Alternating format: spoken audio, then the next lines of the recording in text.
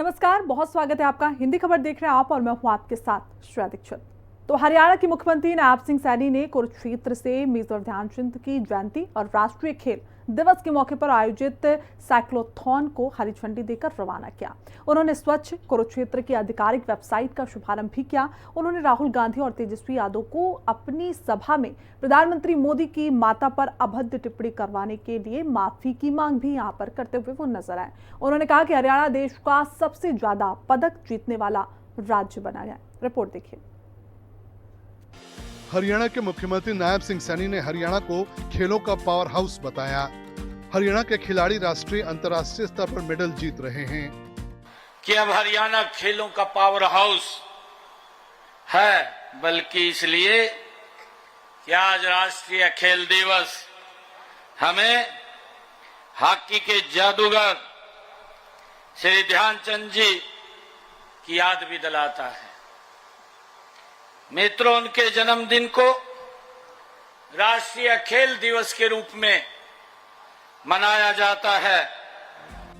उन्होंने कहा कि सभी को हर रोज कम से कम 1 घंटा खेल को देना चाहिए। सीएम सैनी ने खेलों पर एक प्रेरक कविता भी पढ़ी। मुझे आज इस अवसर पर 2 पंक्तियां याद आ रही हैं। राष्ट्रीय खेल दिवस है, राष्ट्रीय खेल दिवस है, नया जोश नया उत्साह लाया। राष्ट्रीय खेल दिवस आया, नया जोश नया उत्साह लाया। सब खिलाड़ी मैदान में डटे, जीतेगा वही जिसने पसीना बहाया। मुख्यमंत्री ने कहा कि देश में सबसे ज्यादा पदक हरियाणा के खिलाड़ी लाते हैं। आदरणीय नरेंद्र मोदी जी ने भी 2036 के ओलंपिक खेलों में भारत को खेल महाशक्ति बनाने का लक्ष्य रखा है। हमारे खिलाड़ियों ने पेरिस ओलंपिक 2024 में भारत द्वारा जीते गए 6 पदकों में से 5 पदक हमने जीते हैं। इससे पहले टोक्यो ओलंपिक 2020 में भारत द्वारा जीते गए 7 पदकों में से 4 पदक हरियाणा के खिलाड़ियों ने जीते हैं। मित्रों, यही नहीं, एशियाई खेलों में भी हमारा प्रदर्शन बड़ा सराहनीय रहा है। एशियाई खेल 2022 में राज्य के 82 खिलाड़ियों ने भाग लिया। इनमें से देश के 111 पदकों में से 28 पदक हरियाणा के खिलाड़ियों ने जीते हैं। सीएम सैनी ने सभा में समर्थकों के प्रधानमंत्री नरेंद्र मोदी की माताजी पर अभद्र टिप्पणी करने पर राहुल गांधी और तेजस्वी यादव से माफी की मांग की।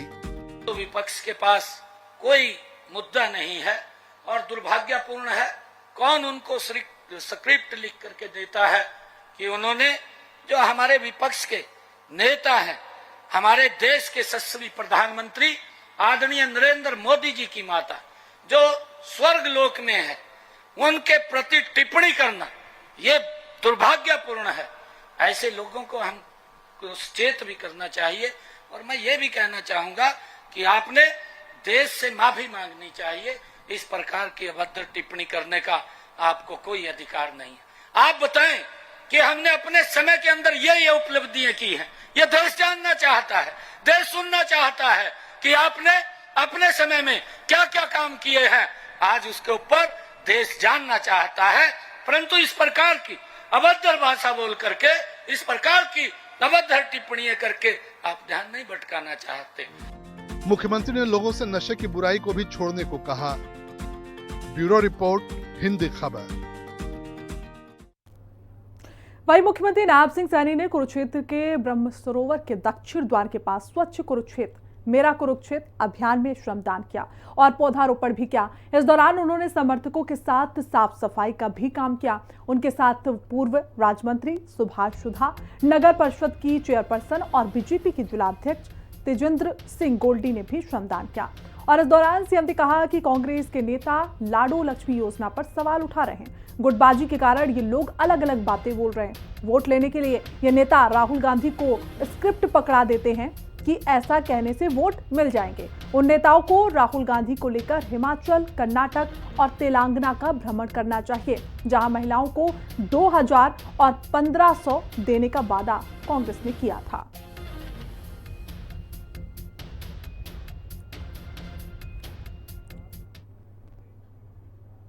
तो वहीं मुख्यमंत्री नायब सिंह सैनी ने हरियाणा के कुरुक्षेत्र में प्रधानमंत्री के मन की बात को सुना।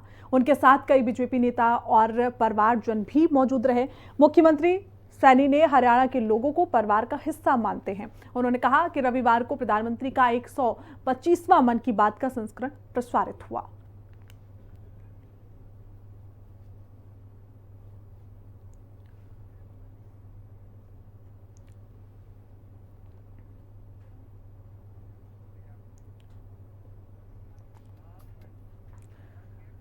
चंडीगढ़ में अपने आवास संत कबीर कुटीर पर मुख्यमंत्री नायब सिंह सैनी जी ने परिवारजनों से मुलाकात कर उनकी शिकायतें सुनी। उन्होंने अधिकारियों को स्पष्ट निर्देश दिए कि हर शिकायत को गंभीरता से लेकर तुरंत उसकी कार्रवाई की जाए, ताकि आमजन को दफ्तरों के चक्कर न लगाने पड़े और उनका काम एक ही बार में पूरा हो जाए। उनका कहना है कि भाजपा जो कहती है उसे डंके की चोट पर करती भी है।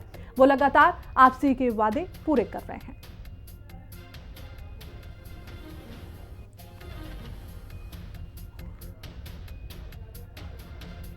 तो देखिए, सीएम सैनी ने लोगों की शिकायतें सुनी और इस दौरान उन्होंने अधिकारियों को साफ निर्देश भी दिए कि जो फरियादी हैं, दूर दराज से आते हैं, जिनकी समस्याएं हैं, उनकी समस्याओं को जल्द से जल्द सुना जाए और उसे गंभीरतापूर्वक उसका निस्तारण भी किया जाए, क्योंकि आम लोगों की समस्या हल करना उनकी प्राथमिकता है।